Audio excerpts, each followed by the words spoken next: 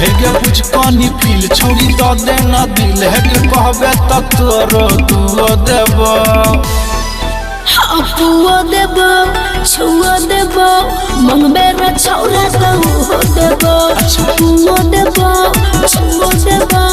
मंगबे रे छौरा तो हो देबो अरे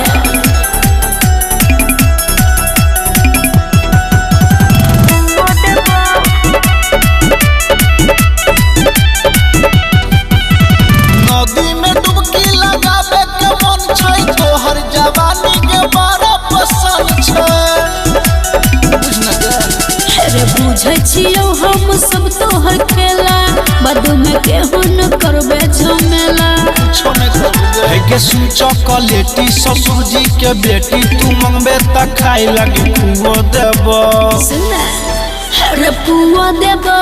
छुओ देबो मंगबे रे छौरा तो हो देबो पुओ देबो छुओ देबो मंगबे रे छौरा तो हो देबो लेना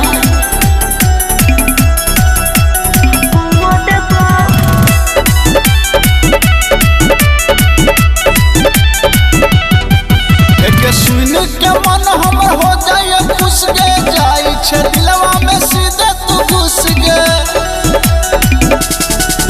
अरे पवन पुरबैया तुले नो टेंशन रे हमरा लाइले त भर देबो मन रे अरे कह बबलू संजीत के छौरा रंजित तो पेन्हे लकिन के नुआ देबो सुन अरे पुओ देबो